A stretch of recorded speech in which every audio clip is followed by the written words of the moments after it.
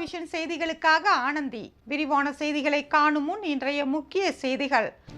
Ration கடை மூலமாக வெள்ளை அரிசி வழங்கப்படும். முதலமைச்சர் ரங்கசாமி சட்டமன்றத்தில் தகவல். தனியார் மருத்துவக் கல்லூரிகளில் அரசு ஒதுக்கீடு பெறாததற்கு கண்டனம். காங்கிரஸ் திமுக உறுப்பினர்கள் வெளிநடப்பு. தனியார் மருத்துவக் கல்லூரிகளில் இடம் கேட்டு பெறாத அரசிற்கு கண்டனம் தெரிவித்து அதிமுக போராட்டம். ஸ்டெதஸ்கோப் அணிந்து மாணவர்கள் பங்கேற்பு.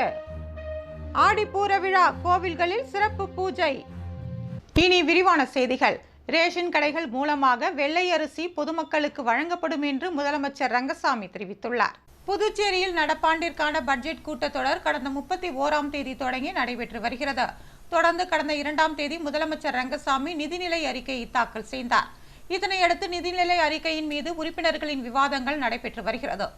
நிதிநிலை அறிக்கை விவாதத்தில் உறுப்பினர்களின் கேள்விகளுக்கு பதிலளித்து பேசிய முதலமைச்சர் ரங்கசாமி, மக்களுக்காக செய்து வரும் நலத்திட்டங்களை குறைக்க முடியாது என்றும் புதுச்சேரி மாநிலம் பெரிய வளர்ச்சி அடைய வேண்டும் என்பது அனைவரது எண்ணம் என்றார். அனைத்து உறுப்பினர்களும் பாராளுமன்றத்தில் குரல் கொடுத்து புதுச்சேரிக்கு மாநில அந்தஸ்தை பெற்று தந்தால் நல்லது என்றும் அவர் வலியுறுத்தினார். பல புதிய நிறுவனங்களை கொண்டு வர அரசு நடவடிக்கை எடுத்து வருவதாகவும் பல சலுகைகளை அந்த நிறுவனங்கள் கேட்பதாகவும் இது குறித்து அரசு உரிய நடவடிக்கை எடுத்து வருகிறது என்றார். வருங்காலத்தில் விரைவில் ஐடி பார்க் மற்றும் தொழிற்சாலைகளை கொண்டு வந்து இளைஞர்களுக்கு வேலை கொடுக்க அரசு நடவடிக்கை எடுப்பதாகவும் அவர் தெரிவித்தார். கல்வித்துறை மூலமாக கொண்டு செல்லப்படும் சுற்றுலாவிற்கு ஆதி திராவிட மாணவர்களை மட்டுமே அழைத்து செல்லப்படுவதாக குற்றச்சாட்டு இருந்து வருவதாகவும் இனி அனைத்து மாணவர்களும் அழைத்து செல்லப்படுவர் என்று உறுதியளித்தார்.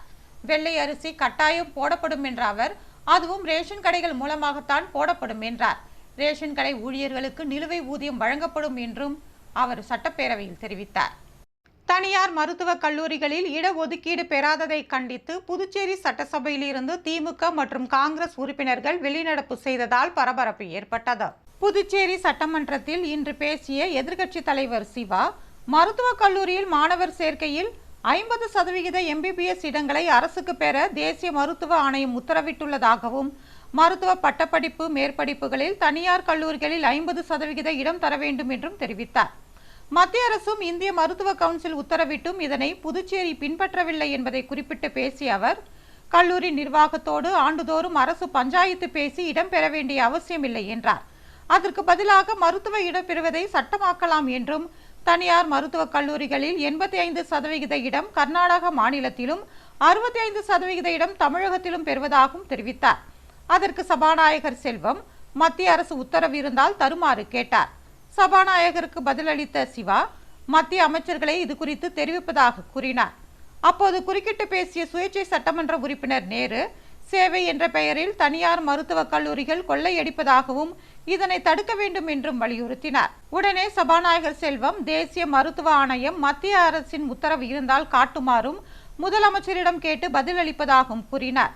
அப்போது குறுக்கிட்ட திமுக சட்டமன்ற உறுப்பினர் நாஜிம், அரசு பள்ளி மாணவர்களுக்கான 10% ஒதுக்கீட்டில் எத்தனை மாணவர்கள் மருத்துவம் படிக்கின்றனர் என்று கேள்வி எழுப்பினார். அடுத்ததாக பேசிய எதிர்க்கட்சி தலைவர் சிவா, மருத்துவ கல்வி அரசு ஒதுக்கீடு தொடர்பாக கூறி தெரியப்படுத்த வேண்டியது இல்லை என்றும் தலைமை செயலர், சுகாதாரத்துறை செயலர் சொல்ல வேண்டும் என்றார்.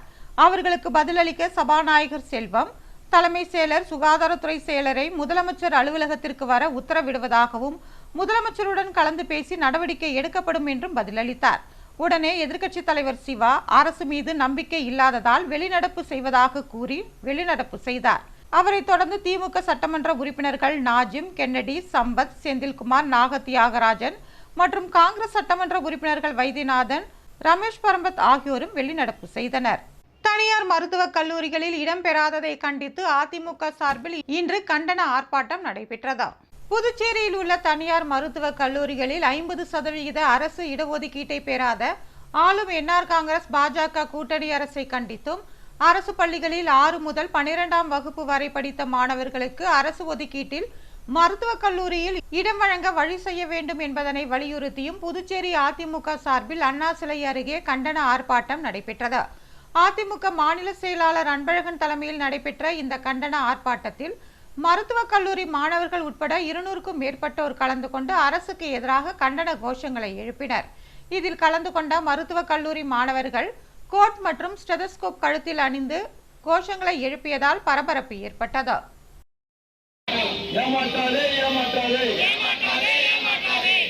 கல்வியில் மாணவர்களை ஏமாற்றாது. தமிழகம் போன்ற மருத்துவ கல்வியில் மாணவர்களை ஏமாற்றாது. துரோகம் இழைக்கும் பிஜேபி என்ஆர் காங்கிரஸ் கூட்டணி அரசை கண்டிக்கிறோம்.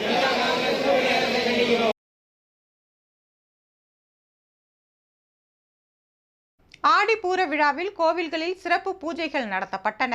விழுப்புரம் மாவட்டம் மரக்காணம் அருகே அரியந்தாங்கல் கிராமத்தில் அமைந்துள்ள ஸ்ரீ விஷ்ணு துர்க்கை அம்மன் ஆலயத்தில் ஆடிப்பூரத்தை முன்னிட்டு வளையலணி விழா நடைபெற்றதா. இதில் ஏராளமானோர் அம்மனுக்கு வளையல் அணிவித்து நேர்த்திக்கடன் செலுத்தினர். முன்னதாக அரியந்தாங்கல் கிராமத்தில் அமைந்துள்ள ஸ்ரீ நவநீத கிருஷ்ணர் ஆலயத்தில் இருந்து வளையலணி விழாவிற்காக சீர்வரிசை கொண்டு செல்லப்பட்டதா. இதனைத் தொடர்ந்து ஸ்ரீ விஷ்ணு துர்காம்பிகை ஆலயத்தில் பல்வேறு பூஜைகள் நடத்தப்பட்டு அம்மனுக்கு வளையலணி விழா நடைபெற்றதா. சுற்று வட்டார பகுதியை சேர்ந்த திரளான பொதுமக்கள் இதில் கலந்து கொண்டு அம்மனுக்கு வளையலை அணிவித்தனர். நீண்ட நாட்களாக குழந்தை இல்லாத தம்பதியினருக்கு அம்மனின் மடியில் வைக்கப்பட்டிருந்த எலுமிச்சை பிரசாதமாக வழங்கப்பட்டதா. இந்த பழத்தை பெற்று சென்றால் குழந்தையின்மை மற்றும் திருமண தடை நீங்கும் என்று சுற்று வட்டார பகுதி மக்களால் நம்பப்படுகிறதா. இதேபோல விழுப்புரம் மாவட்டம் மரக்காணம் பகுதியில் அமைந்துள்ள அருள்மிகு ஸ்ரீ திரௌபதி அம்மன் ஆலயத்தில் உலக நன்மை வேண்டி சுற்றுவட்டார பகுதியை சேர்ந்த 108 சுமங்கலி பெண்கள் கலந்து கொண்டு குத்துவிளக்கு பூஜை செய்தனர்.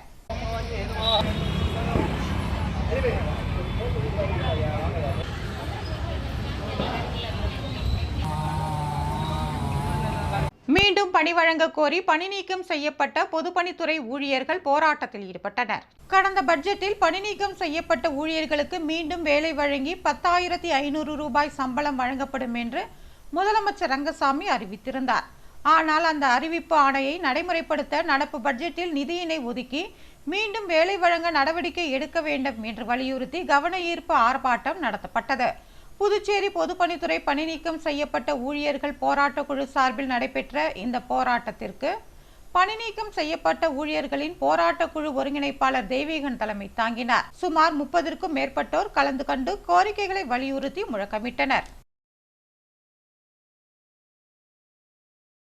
வீடு இல்லாமல் தவித்த முதியவருக்கு சமூக சேவகர் ஒருவர் வீடு கட்ட நிதி உதவி அளித்துள்ளார்.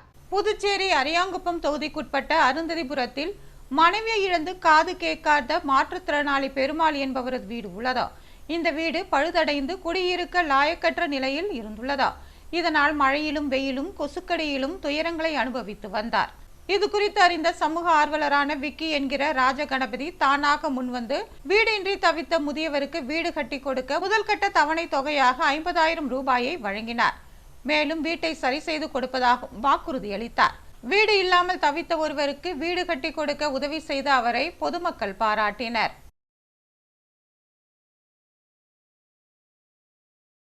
தரமற்ற நிலையில் போடப்பட்டுள்ள 100 அடி மேம்பாலம் குறித்த வீடியோவை சமூக சேவகர் வெளியிட்டுள்ளார். மரப்பாலம் அருகே உள்ள 100 அடி சாலை மேம்பாலத்தில் சிமெண்ட் சாலையில் உள்ள காரைகள் பெயர்ந்து அடிக்கடி சாலை குண்டும் குழியுமாக காணப்படுகிறது. அவ்வப்போது சிமெண்ட் பூசி பொதுப்பணித்துறையினர் சாலையை சரி செய்து வருகின்றனர். தொடர்ந்து 2 ஆண்டுகளுக்கு மேலாக இதே நிலை நீடித்தால் தற்போது சிமெண்ட் சாலையில் தார் போடப்பட்டுள்ளது. இந்த தார் சாலையிலும் தற்போது வாகனங்கள் செல்லும் போது பள்ளங்கள் ஏற்பட்டதை அறிந்த சமூக ஆர்வலரான சுத்தம் சுந்தரராஜன் 100 அடி சாலை மேம்பாலத்திற்கு சென்று சாலையில் இருந்த பள்ளங்களை சுட்டி காட்டி கையில் இருந்த பேப்பரில் எச்சில் தடவி அதிகாரிகளுக்கு பாடம் புகட்டினார். மழை பெய்யும் போது சாலைகளில் உள்ள மழைநீர் செல்லும் வழிகளையும் தார் சாலையால் மூடப்பட்டுள்ளதால் அதை சுட்டிக்காட்டி சிமெண்ட் ரோடு மேலே தார் சாலை போட்ட விஞ்ஞானி யாருடா என்று அவர் சுட்டிக்காட்டும் வீடியோ தற்போது சமூக வலைதளங்களில் வைரலாகி வருகிறது. வில்லியனூரில் வீட்டு தோட்டத்தில் பதுங்கியிருந்த நல்ல பாம்பை வனத்துறை ஊழியர் லாவகமாக பிடித்துச் சென்றார். புதுவை வில்லியனூர் தொகுதிக்குட்பட்ட ஒதியம்பட்டு பகுதியை சேர்ந்தவர் சங்கர். இவரது வீட்டின் பின்புறம் உள்ள தோட்டத்தில் 6 அடி நீளமுள்ள நல்ல பாம்பு ஒன்று பதுங்கி இருந்துள்ளதா. இதனை கண்ட அந்த வீட்டில் இருந்தவர்கள் பயத்தில் இது குறித்து வனத்துறையினருக்கு தகவல் தெரிவித்தனர். இதனையடுத்து சம்பவ இடத்திற்கு வந்த வனத்துறை ஊழியர் சண்முகம் தோட்டத்தில் மறைந்திருந்த 6 அடி நீளமுள்ள நல்ல பாம்பை லாவகமாக பிடித்து வனத்துறைக்கு எடுத்துச் சென்றார். இதனால் சில மணி நேரங்கள் அங்கு பரபரப்பு ஏற்பட்டது.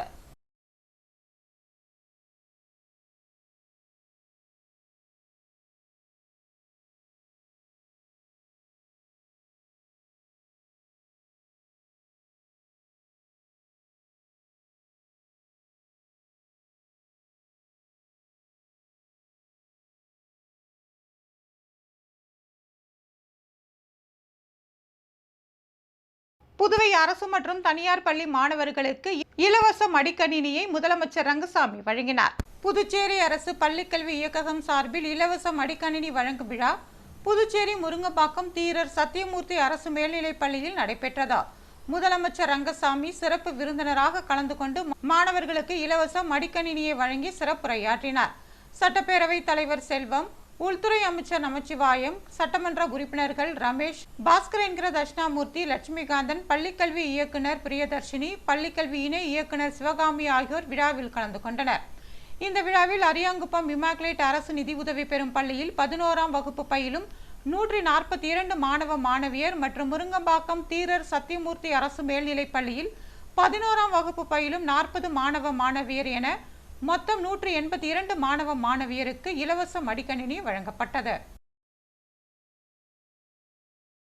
புதுவை கெம்பீஸ்வரர் ஆலயத்தில் நடைபெற்ற ஆடிப்பூர விழாவில் ஏராளமான பெண்கள் கலந்து கொண்டனர். புதுச்சேரி கல்வி பங்களா கோவிந்த சாலை ஜெயராம் ஹோட்டல் எதிரே ஸ்ரீ துலுக்கானத்தம்மன் உடனுரை ஸ்ரீ கெம்பீஸ்வரர் ஆலயம் உள்ளது. இந்த ஆலயத்தில் ஒவ்வொரு ஆண்டும் ஆடிப்பூரத்தை முன்னிட்டு சிறப்பு பூஜைகள் நடத்தப்படுவது வழக்கம். அந்த வகையில் நேற்றிரவு ஆடிப்பூரத்தை முன்னிட்டு சிறப்பு பூஜைகள் நடைபெற்றன. அம்மன், சிவபெருமான் ஆகியோர் சிறப்பு அலங்காரத்தில் பக்தர்களுக்கு அருள்பாலித்தனர். தொடர்ந்து சுவாமிகளுக்கு மகா தீபாராதனை காட்டப்பட்டது. இதில் திரளான பக்தர்கள் கலந்து கொண்டு சுவாமியை வழிபட்டனர். பூஜையில் கலந்து கொண்ட அனைவருக்கும் பிரசாதம் வழங்கப்பட்டது. விழாவிற்கான ஏற்பாடுகளை ராஜேஷ் உள்ளிட்ட நிர்வாகிகள் செய்திருந்தனர்.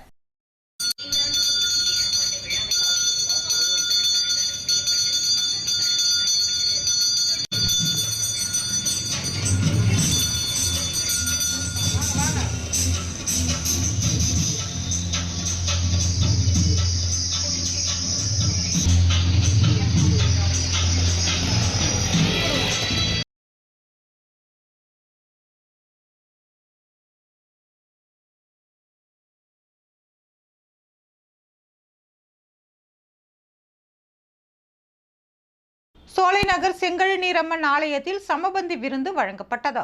புதுவை முத்தியால்பேட்டை சோலைநகர் தெற்கு பகுதியில் அருள்மிகு ஸ்ரீ செங்கழுநீரம்மன் ஆலயம் உள்ளது. இந்த ஆலயத்தின் 34ஆம் ஆண்டு ஆடி திருவிழாவை முன்னிட்டு அம்மனுக்கு சிறப்பு அபிஷேக ஆராதனைகள் நடைபெற்றது. தினந்தோறும் பல்வேறு வாகனங்களில் அம்மன் வீதி உலா செல்லும் நிகழ்ச்சியும் நடத்தப்பட்டு வருகிறது. விழாவின் ஒரு பகுதியாக ராஜச்சந்திரு பேரவை நிறுவனர் ராஜச்சந்திரு தலைமையில் 1000க்கும் மேற்பட்டவர்களுக்கு சமபந்தி விருந்து வழங்கப்பட்டது. ராஜச்சந்திரு ஆலயத்தில் சிறப்பு பூஜைகளில் கலந்து கொண்டு சுவாமி தரிசனம் செய்தார். அவருக்கு கோவில் நிர்வாகம் சார்பாக வரவேற்பு அளிக்கப்பட்டது. இதனைத் தொடர்ந்து சமபந்தி விருந்து நடைபெற்றது. இதில் ஏராளமானோர் கலந்து கொண்டனர். புதுவையில் இன்றைய தங்கம் மற்றும் வெள்ளி விலை விவரம். தங்கம் 1 கிராம் 6350 ரூபாய். ஒரு சவரன் தங்கம் 50,800 ரூபாய். வெள்ளி 10 கிராம் 840 ரூபாய். மீண்டும் இன்றைய முக்கிய செய்திகள். ரேஷன் கடை மூலமாக வெள்ளை அரிசி வழங்கப்படும். முதலமைச்சர் ரங்கசாமி சட்டமன்றத்தில் தகவல். தனியார் மருத்துவக் கல்லூரிகளில் அரசு ஒதுக்கீடு பெறாததற்கு கண்டனம். காங்கிரஸ், திமுக உறுப்பினர்கள் வெளிநடப்பு. தனியார் மருத்துவக் கல்லூரிகளில் இடம் கேட்டு பெறாத அரசிற்கு கண்டனம் தெரிவித்து அதிமுக போராட்டம். ஸ்டெதஸ்கோப் அணிந்து மாணவர்கள் பங்கேற்பு. ஆடிப்பூர விழா, கோவில்களில் சிறப்பு பூஜை. இத்துடன் செய்திகள் நிறைவு பெறுகிறது. வணக்கம்.